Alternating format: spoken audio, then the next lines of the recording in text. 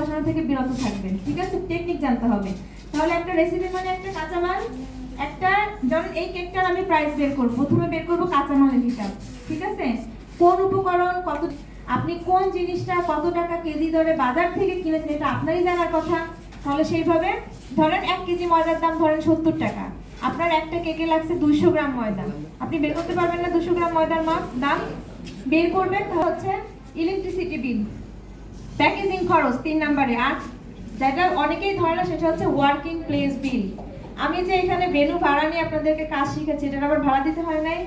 আচ্ছা, আপনি যখন একটা ভাড়া বাসায় একটা নির্দিষ্ট জায়গা দখল করে কাজ করবেন, তখন কি আপনার বাসা ভাড়া দিতে হবে না? আচ্ছা, ধরলাম আপনার নিজের বাসায় আপনি কাজ করেন, আপনি একটা টেবিল ফেলে একটা জায়গা তো দখল করছেন, তাই না? তাহলে প্রত্যেকটা কেকের পেছনে জায়গা ভেদে, আমি যদি গ্রামে থাকি আমি 50 টাকা চার্জ ধরতে পারি ওয়ার্কিং প্লেস বিল। আমি যদি হাই সোসাইটি বা কোনো হাই লেভেলের বাসায় থাকি সেক্ষেত্রে আমি 100 থেকে 150 টাকা চার্জ করতে পারি একটা কেকের পেছনে, ঠিক আছে? এখন অনেকে এটা ধরে না, সেক্ষেত্রে লসের সম্মুখীন হয়। তাহলে প্রথমে কি কাঁচামাল আসলো, তারপরে কি প্যাকেজিং আসলো, ইলেকট্রিসিটি বিল, একটা কেকের পেছনে 50 থেকে 100 টাকা ধরা লাগে, এর চেয়ে বেশি ধরা উচিত না। যদি কেকটা অনেক কাস্টমাইজড হয়, 2-3 দিন সেক্ষেত্রে আরো কাস্টমাইজেশন চার্জটা বাড়বে, এটা বুঝে শুনে অ্যাড করতে হয়। 3টা অপশন গেল আমাদের, কি কি গেল? কাঁচামাল, প্যাকেজিং, প্যাকেজিং এ কি কি লাগে আপনি জানেন। একটা নাইফ লাগবে দিবেন কাস্টমারকে, আপনি প্যাকেজিংটা সুন্দর করে করবেন, প্যাকেজিং যত সুন্দর আপনার কাস্টমার আকৃষ্ট আপনি তত বেশি সুন্দর করতে পারবেন। একটা ব্যাগ লাগবে, একটা বক্স লাগবে, হয়তো ফিতা দিয়ে একটু বেঁধে দিলেন সুন্দর দেখানোর জন্য। যেমন আমি পাউন্ড কেকটা কি চাইলে পারতাম না এইভাবে কেটে স্লাইস করে বসাই দিতে পারতাম? তো কেন আমি এটা করছি? দেখতে ভালো লাগার জন্য।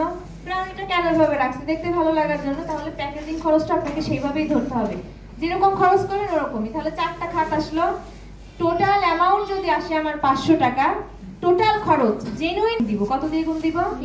তাহলে কত আসে? 1500। আপনার খরচ হয়েছে কত? 500, হাতে থাকবে কত? 1000 টাকা আপনার বেনিফিট, ঠিক আছে?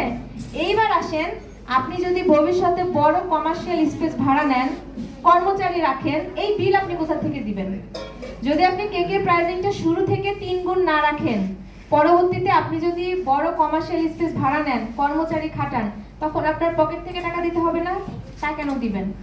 একটা কেকের সাথে যদি আপনার 1000 টাকা আর্ন হয়, সেখান থেকে আপনি প্রত্যেকটা কেকের পিছনে কর্মচারীকে দেন 100 টাকা, ওয়ার্কিং প্লেস বিল ধরেন 100 টাকা, তাও তো আপনার হাতে 800 টাকা থাকতেছে। তাহলে এটাই হচ্ছে বিজনেস টেকনিক।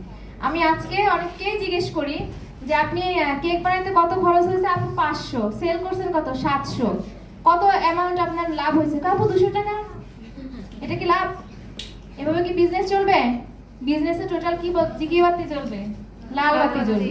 হ্যাঁ, অনেকে আছে না, হাজবেন্ড বাসায় বাজার করে দেয় ডিম, চিনি, ময়দা, আনুষঙ্গিক খরচ বাসার, সেখান থেকে নিয়ে বানাচ্ছে, প্রাইজিং জানতেছে না, স্টোরিং জানতেছে না, কিভাবে কাস্টমার হ্যান্ডেল করতে হয় সেই সমস্ত জানতেছে না, একটা পেজ খুলে বসে থাকে। পেজ খোলা খারাপ কিছু না, আপনি আজকে পেজটাকে খুলবেন, প্রফেশনাল ভাবে পেজটাকে চালাবেন, কিভাবে আপনি